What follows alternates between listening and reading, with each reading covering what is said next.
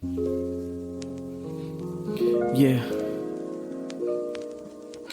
just my take on things. My answer to number two. Guided discovery. Identifying, challenging your beliefs. Reframing your mind, negative thoughts release. Those cognitive distortions decrease until they cease. Let's go. Guided discovery. Identifying, challenging your beliefs. All right, I think we're recording. Welcome, everybody, back to another episode of Peplow's Ghost, and super excited to join our next guest here, Dr. Richard Westfall. He's one of those guests, I think all of us have been really looking to get on the podcast as soon as possible, and today is our day. So really excited to have everybody joining us today. Dr. Kate Molino from University of California, San Francisco, Dr. Melissa Chapman-Hayes, psychologist from Minneapolis, and Dr. Sean Convoy from Duke. Who Sean and Richard have a close relationship. We'll try to keep them from getting too personal in their conversation. We'll see how that goes. But again, very excited to have Dr. Westphal here. He is a nationally recognized leader in mental health, trauma, and occupational wellness. I believe he is a retired professor of nursing from the University of Virginia. Just recently. Congratulations. And I assume still co-directs the university's Wisdom and Wellbeing Peer Support Program. Holds dual certification as advanced practice psychiatric nurse practitioner, focusing on trauma, stress, loss and grief, end of life, and mental health promotion. Dr. Westfall served the United States Navy for 30 years and had many roles there we'll get into probably today. And again, is widely known for co-developing the stress first aid model, a peer support framework designed to help clinicians and health professionals identify and respond to early signs of stress injury.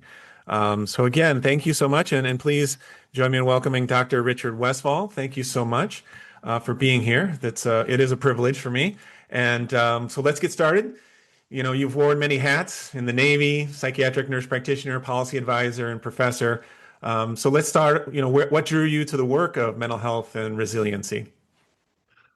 Well, Daniel and team and colleagues, thank you very much for the invitation. I'm really excited to be here. And as most stories and as many sea stories start, once upon a time, and I was a Navy hospital corpsman. I was trained as an operating room technician, but learned that I really didn't like being in the operating room. It's really hard to have a deep, meaningful conversation with your patients when they're anesthetized. And so, fortunately, I was assigned to a ship rather than an OR. And what came out of that experience is I recognized my ability to sense and understand when shipmates and colleagues were in distress and positioning myself in the right place at the right time. So an early mental health intervention is that we would have mail call on board the ship. There's no email. It took 6 to 8 weeks for a letter to get to the Pacific. And after mail call, I would go out to the back of the ship, the fantail of the ship, and I would watch the sailors. And the sailors that got the Dear John letter, because we were all male at that time, and threw it up in the air, I really didn't worry about. The sailor that threw it down into the wake and into the screws and then watched it for a while, I wondered about that particular sailor. And so isn't that the foundation of nursing and psychiatric nursing intervention? We observe, something tells us this isn't right, and we approach and say, hey, help me understand. And so that was my first inkling of getting into psychiatry and mental health aspects. And I really learned and understood that this was going to be my calling when I was in nursing school at the University of Minnesota. And I was doing my psych rotation, and my classmates linked arms and going lions and tigers and bears, oh my, as they're going to the diagnostic locked unit at the University of Minnesota. And I'm going, cool. So that was my first sign. And then I worked pediatrics, I worked oncology, pediatric oncology, and hospice. And I was the type of nurse that my med-surg colleagues hated to follow. My charts were a mess. I didn't have things cleaned up, ready to hand off because I spent too much time. I was literally counseled because I spent too much time talking to patients and families. So I figured I'd better go into an aspect of nursing that actually rewards me for that. And so in 1983, so here we are 40 years later, that I was cross-trained to psychiatry. I was a very junior officer, and they kept telling me, well, we don't put ensigns in psychiatry. That requires an advanced skill. And so as a good psychiatric nurse, I recognized what the pattern was, and I said, I really don't want to work there. However, I think it would be useful if you cross-trained me in case you needed an extra set of hands. I'm willing to do that if the organization needs it. So they cross-trained me, and the week after I completed cross-training, a lieutenant got transferred to Okinawa, and I'm now working in psychiatry. And I have been working inpatient and as a psychiatric nurse since that time. So that's a bit of my background that pulled me into this. I love that. I mean, it's usually, I'm kind of always thinking in these podcasts, what's a good title? And maybe we've already hit it, the right place, right time, I think is a great, thing. And I think that people who are open to those kind of experiences, it reminds me, I worked with a psychologist once who was working at the Red Cross, and he told me when you came there, he was not told to, go get a room and go start counseling people. He was said, go buy the coffee or the water cooler and just kind of mill around there, and you'll hear stories. People will share their things. So it very much reminded me of those Dear John letters that you were kind of seeing going on too. So thanks. You're welcome. Dr. Westphal, I'm going to ask two things of you. One, could you, for those of you who are not aware, Dr. Westphal is the co-author of Stress First Aid. So I'm going to ask Dr. Westphal if you please give us your napkin story, followed by how do I say this? Give us an elevator speech for anybody who's not familiar with Stress First Aid as to what it is and what it's designed to do. Wow, what a challenging question. I can talk about this for 15 weeks continuously, ask my students. Okay, so Sean mentioned a napkin story. So I had completed my dissertation in 2004 at the University of Virginia, and I was the head of nursing research at Portsmouth. So that was facilitating nursing research for Navy Medicine East, the Eastern Seaboard, and the Mediterranean. Oh, what a sweet gig. This was going to be how I was going to wrap up my career. And my dissertation work was around this idea of stigma and career harm. Why do sailors and Marines and service members not get access to mental health services? Because when you take a look at the typical dynamics of what is a barrier for mental health services, lack of insurance, lack of access, that didn't exist in the Socialist Republic of the Department of Defense. We had socialized medicine, so those barriers were not relevant. And yet, we had this fundamental underutilization. As I was looking at the research, what kept coming up was fear of career harm was the major barrier. Well, I've been enlisted on board a ship. I've been a psychiatric nurse in the Navy for probably 20 years at that point in time, and it did not ring true to me. As a mental health professional, something was off about that. And the beauty of the Navy is on a ship, I know exactly who can cause career harm. There's only two people, the command master chief and the commanding officer. The rest are bit players. And so I did a study about this idea of stigma and career harm. And what I discovered through that, I used a Foucaultian discourse analysis looking at power and social structures. And what I discovered from that is that there was these discourses. There was the discourse of fit for duty, whatever that meant, but basically being able to show up and nobody question whether you're competent to show up or not. And then there was unfit for duty. And these were individuals either organizationally or by self-report that said, I can't do this job. But when you take a look at the reality, Most people function in the space between. Most of my career, I've not been 100% ready to show up to work, but I did it anyways. And often my friends and my colleagues helped me through when I was in that space, and I helped them. And so I knew that there was this social space between being green, ready to go, and red, all stop and not. And so I'm now at a Navy nursing conference in San Diego. This is the fall of 2006. I'm sitting at a table with Admiral Christine Bruce-Kohler, who was the Admiral of the Navy Nurse Corps, the senior most officer in Navy nursing. And I actually had a young ensign who's a psychiatric nurse sitting at the same table. Her name is Jean Fezak, and Jean is now a full captain, has been a commanding officer. And so she gets to bear witness to this. And we're having a discussion about the stress of Navy hospital corpsmen and Navy nurses. So this is 2006. We have been continuously deploying individuals to Iraq and Afghanistan since 2001. We are well past the exhaustion point of most militaries.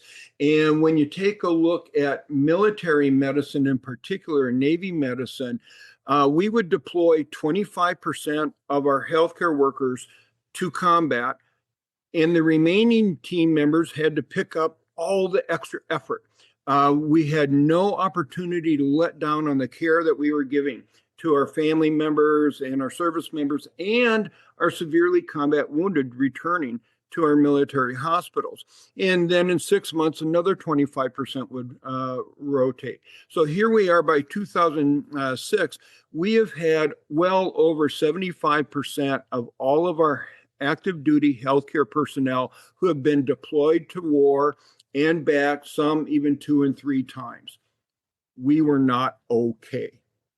And so I wrote on the back of a napkin, Admiral Bruce-Kohler, I've been thinking about this, and I think we're talking all wrong. We're using the wrong language here about our team members.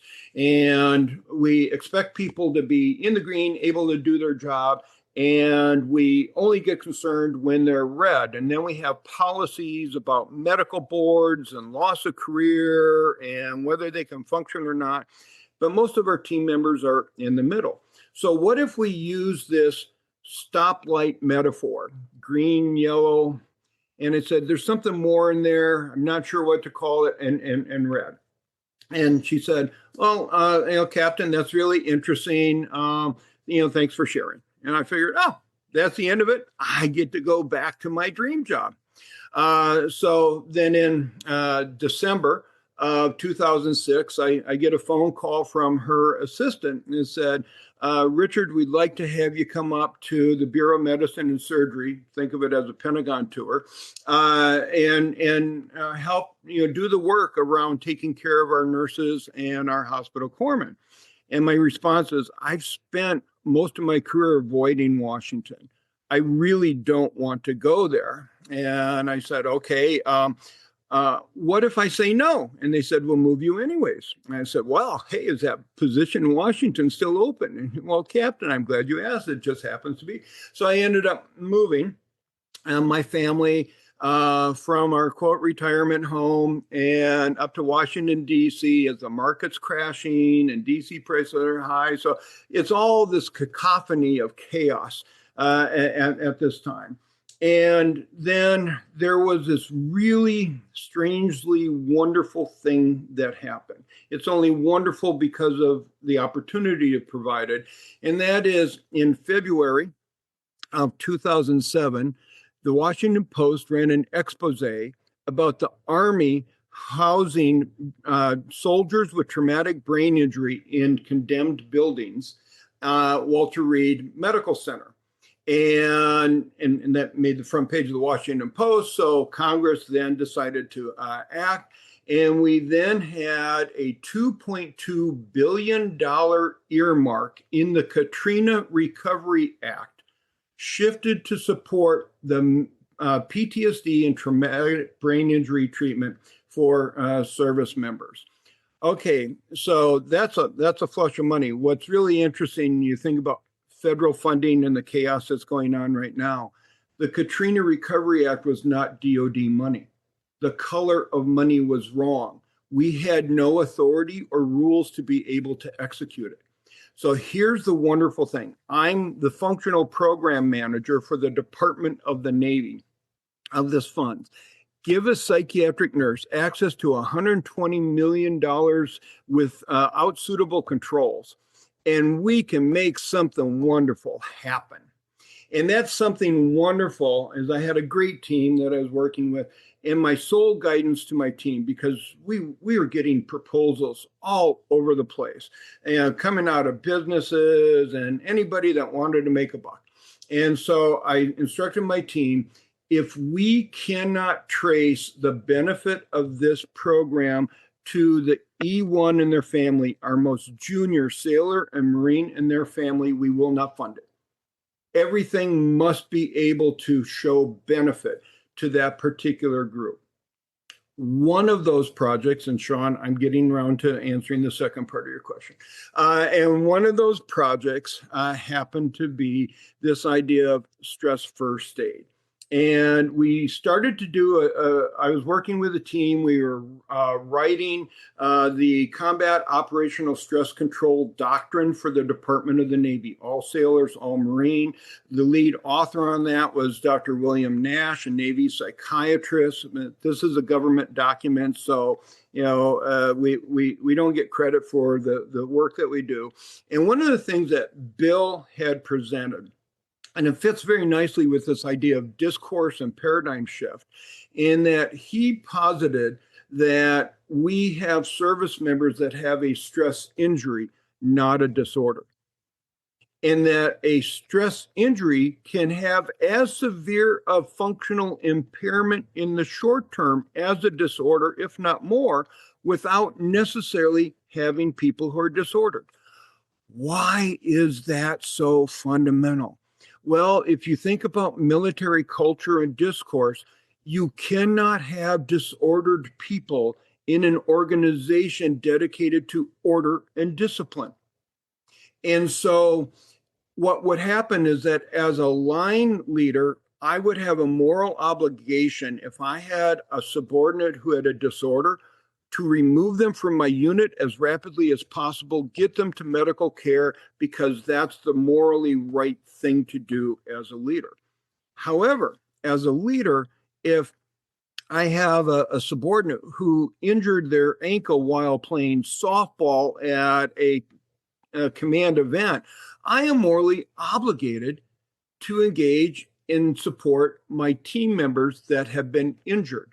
So this idea of moving the discourse from disorder to injury shifted the moral prerogative and paradigm across the entire Department of the Navy. That is a fundamental and powerful organizational shift. Well, what came out of that dialogue, and I love working with Marines and in particular, and both the Marines and the senior enlisted sailors, in essence, said, so Doc, if we can have a service member with an injury, what's the first aid for the injury?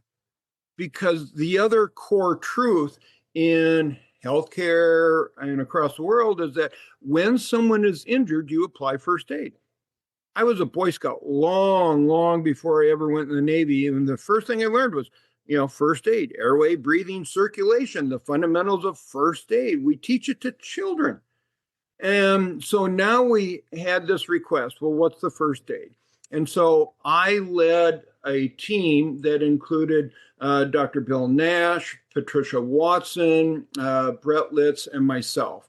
And we used some of this psychological health and traumatic brain injury funds to really do a deep dive and develop and test and evaluate the stress first aid model. Okay, now for the elevator speech. That's just the history. What is the stress first aid model?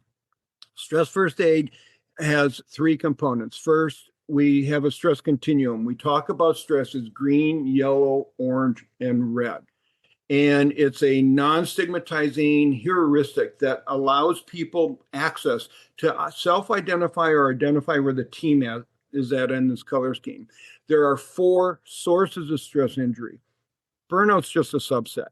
There's fatigue, there's loss, there's trauma, and there's something that we called inner conflict. It maps to moral distress and it maps to moral injury. And so when someone is injured, what is it that we can do in the immediate moment to be able to enhance safety and prevent further harm or first aid issues? And then we developed stress first aid model. It came out of the literature by Westphal, Watson, Belladol in 2007 that they identified that there's 5 essential needs that people have when facing high stress domains. We were developing stress first aid for Navy hospital corpsmen. Think about 17, 18-year-old kids with really good intention in really scary places. And we needed to make it easy and accessible. And so we developed 7 C's. I know, I'm a sailor. There's 7 C's. It rang true with the Department of the Navy. So it helped. So the thing that we added to this, which is really unusual at the time for any other psychological intervention, think of critical incident stress management, for example, it was all based upon an assumption that if somebody had an experience, there was the assumption that they needed something. And that's not necessarily true. So the very first C is check, assessment. The next is coordinate, very much like other forms of first aid. We do in BLS, any are you okay, get the AED. That's what we do all the time. Then the next set of C's is the things that we must pay attention to whenever they're there. They're primacy, and that is cover and calm, safety and calming. How many times as psychiatric professionals have we been with a patient in crisis? And the first thing we think about, are they safe? Am I safe? How do we make safe? And then take a deep breath, slow exhale. You're not alone. I know this is uncomfortable for you. So those of us as mental health professionals use cover and calm very much automatically, but that's really an airway, breathing, and circulation aspect of stress first aid. And then the final 3 C's is about how we transform and recover from stress and how we can also develop capacity to engage with workplace stress. And that is connect, social support, lots of literature about social support, competence and coping. This is very much a 12-step model. Can I make it through today? Kind of thing, but also competence and having the skills to do the work that I need to do. And then this last one is confidence, which relates to meaning and mattering. And I'll just segue a little bit here.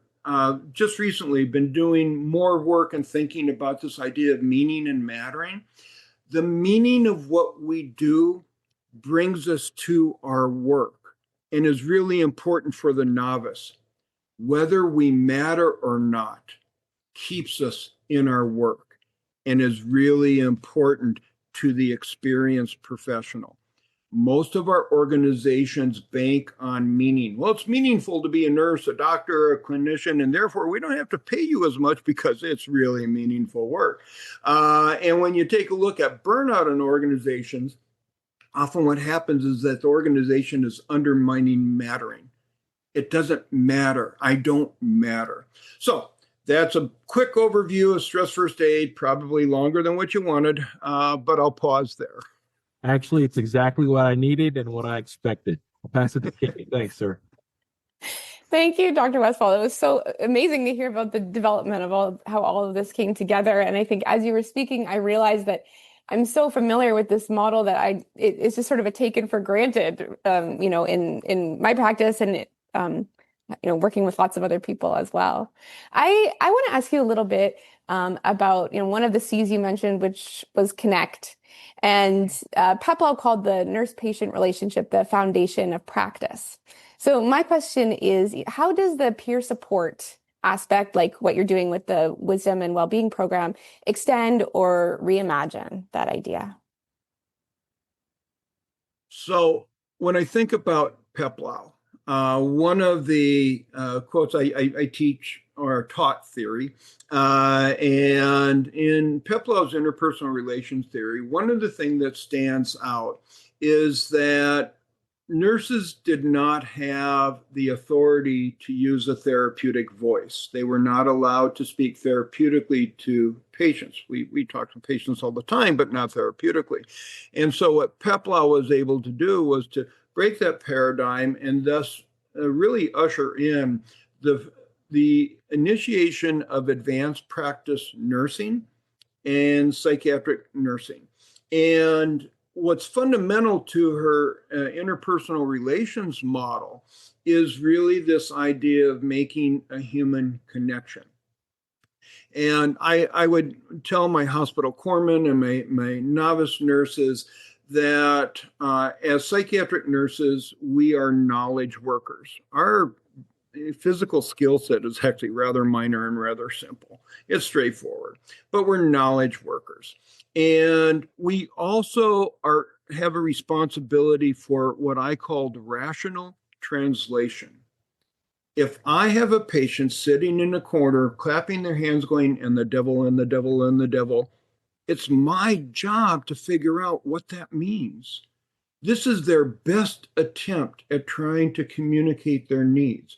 And so as a psychiatric nurse, as a mentor, as a professor, I've always used this idea of Peplau's interpersonal relations about what is that human connection. And so how does this get woven into stress first aid then? Well, when we think about connect, historically in our culture, if we have a coworker that's having a bad day, we would say, sucks to be you. I'm going to give you space and I'm really not going to talk to you. Versus in the stress first aid model, it's we have a moral obligation to each other, our team and our patients, to talk with each other, to call attention to. And we first make that connection. It's built into check, it's built into calm, is really at an interpersonal level. One of the most powerful and ironically frequent ways that I have used connect, even before we dreamed of what stress first aid would be, is I would have a peer who was in the medication room crying. By the way, that's a favorite spot for a lot of nurses to cry. You go in the med room, you're not supposed to be bothered, and that's where the silent tears can come down.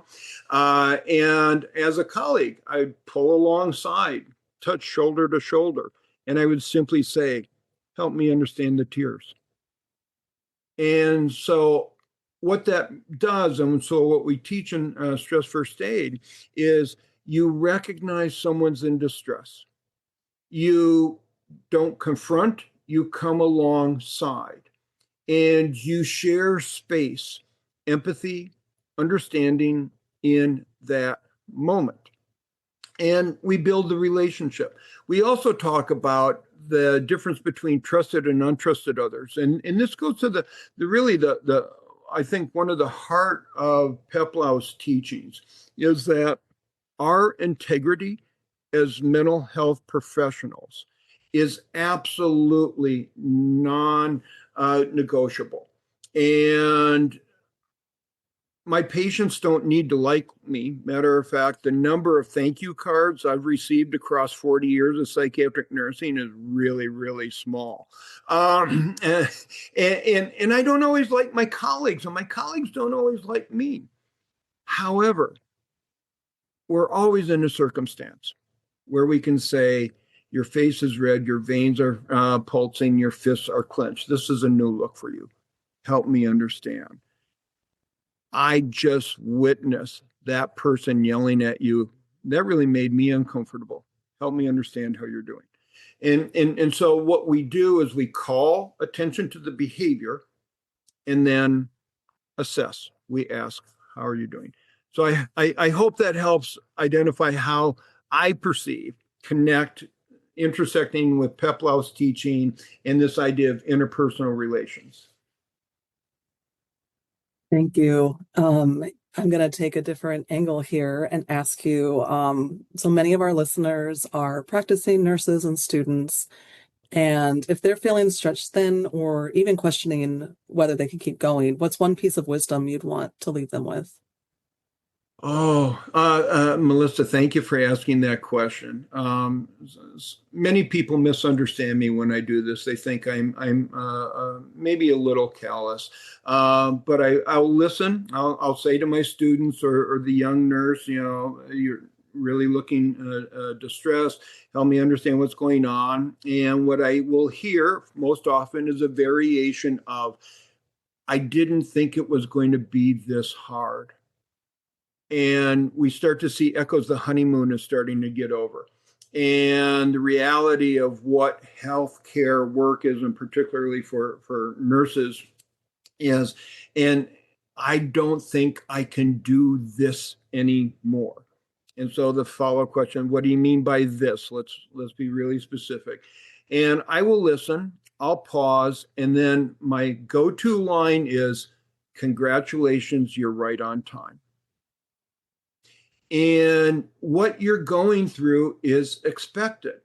And when we think about burnout in particular, burnout gets such a bad rap. And I think burnout is absolutely necessary early in our careers. This is how we learn where our limits are. And I've never been able to teach a student, this is your burnout point, step back from it. It's, oh, I'm exhausted, I'm tired, I can't do this anymore, my paper's late, whatever it is, or I can't deal with this patient anymore. Congratulations, you're right on time. So early in our career, we need to have these micro-burnout periods, these periods of exhaustion that forces us to do soul searching and really ask ourselves, why am I doing this? And should I continue to do this? We have some colleagues that never really asked that question, and they should have asked that question really earlier in their careers and changed careers. And so why am I doing this? And when I talk with them about you're right on time, early in our careers, we use this to learn where our limits are and our skills for recovery, what works for us. And what's interesting about that, when we get more experience and seasoned in our careers, we burn out more spectacularly. Because we've learned to ride the wave of exhaustion like a master surfer. And when we crash, we do it so wonderfully. And why I bring this up is the dynamic of occupational stress and coping during the first 4 years of practice is fundamentally different than after 4 years. That 4-year mark, absolutely, there's a fundamental change of how people perceive themselves. Because part of it, before 4 years, if they leave the profession, whatever profession they're in, it's really in identifying that it, for whatever reason, wasn't a good fit. Now, unfortunately, we lose some really good people when we don't have to. But those who choose to stay after 4 years have done a little bit of soul searching and in essence have said, I know that sometimes this really sucks and it's hard, but I also know that I make a difference and I matter. So I think I can do this. So as a mental health professional, as an occupational stress specialist, even when I think about the stress first aid model, the discourse that we have with novices needs to be really different than the discourse we have with competent, proficient, and expert professionals. I hope that helps. Very much. Thank you. Yeah, thank you very much, Dr. Westfall. This has been, man, I wish I could go another hour at least. I mean, I know we've got kind of schedules that we're pushing up against, but I've written down several things, just kind of things that you had mentioned, and just, I mentioned one, right place, right time. Obviously, we got the napkin story, moving from disorder to that service-connected injury. I love that idea of, help me understand. I'm sure each of us could probably talk about that, but I remember, early in my career, having a psychologist come into my room and just flat out start crying. It was the end of the day, and it just completely, and just, she was early in her career, I was early in my career, so I didn't have maybe, the expertise to give her what she needed, but it was just maybe the space and allowing her to kind of express that. But I still work with her, so she made it past that 4 years you mentioned, so that's a blessing. But I'll never forget that. That's one of those things, and I love that. Congrats, you're right on time.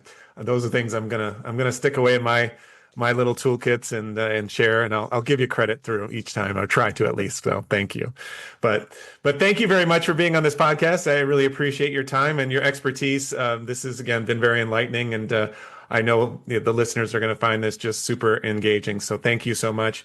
And again, look for another episode coming out soon on Peplow's Ghosts. Make sure we like, subscribe, and please add comments. We want to hear from who you want to hear from next. And sounds great. Sean, one thing, I just shameless plug. Dr. Westfall is going to be talking about stress first aid at the American Psychiatric Nurses Association National Conference later this month. So if anybody's interested, get them on your schedule.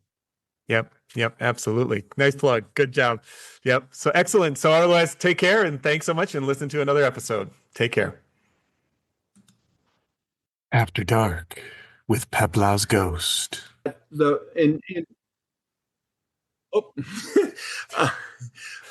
Sorry, keep going. Oh, no. A lot of my colleagues do that one. Stress first aid after dark. It's all right.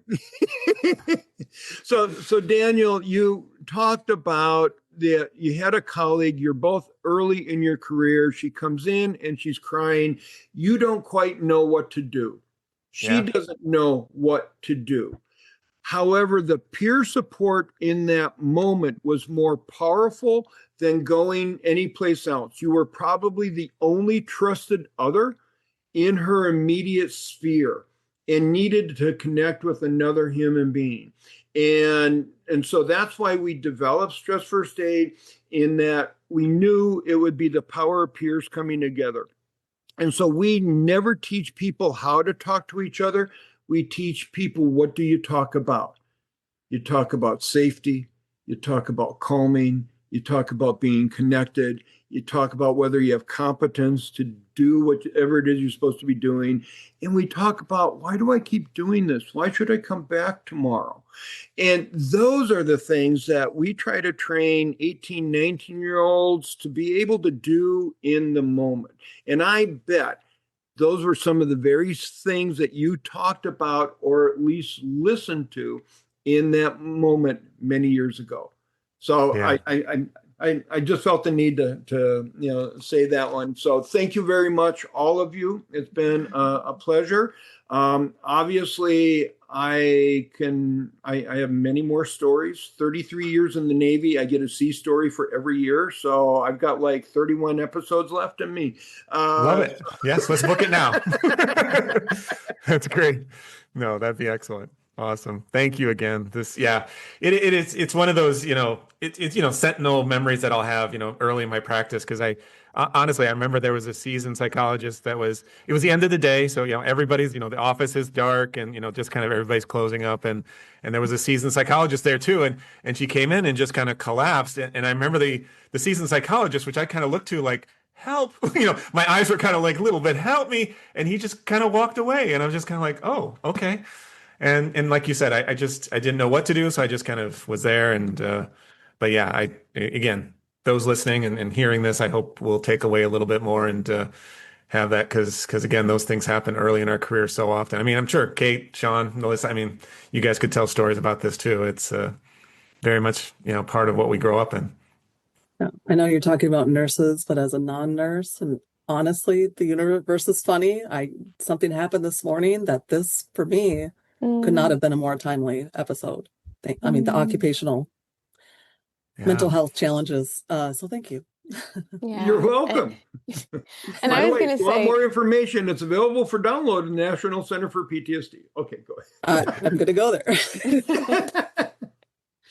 I was going to say I have spent a lot of my career working in the psych ICU, the acute inpatient unit, psych emergency settings. And this is just so relevant to that. I mean, there's so much moral injury and burnout and things that go on in those settings. And yeah, Dan, your story absolutely resonates with me. And this entire model is so useful for so many different types of situations.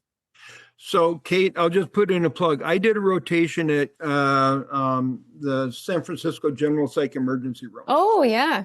And so when I think about the stress continuum and these images behind me, that we're having hospitals and locations starting to put up the stress continuum and in an emergency and urgent settings. And one of the ways that I've used it during an urgent and emergent time is I'd say to a patient, here's a stress continuum: green, yellow, orange, red, mentally ill, green, everything is just fine. Where are you right now? Put your finger on a color. They often will put it deep orange, maybe even red. And we'll talk a little bit, why are you here? Why now? And just the act of therapeutic listening. I haven't done anything yet. And then as we start to wrap up, I need to make my decision. Is it 5150 or not? Whatever it is. And I'll say, thank you for sharing with me what you've been able to share. Based upon the colors, where are you at right now? Their finger almost always moves to a light orange, sometimes even yellow. And now they are safer, they are calmer, they have a sense of control where they didn't have. So even with a population that has never ever seen it before, this can be a tool for crisis mitigation. So good luck with that. Love that. Thank you. All right. So we'll officially wrap up now. So thank you again. Appreciate that greatly. Have a great day, everybody. Take care. Take care. Thank you, Bye. everyone. Thank you. Global labeling, emotional reasoning. Too much salt like this, too much seasoning. They feel it, therefore it's true. Work hard until those thoughts are finally leaving, so you can be you. They feel it, therefore it's true. Work hard until those thoughts are finally leaving, so you can be you. Guided discovery.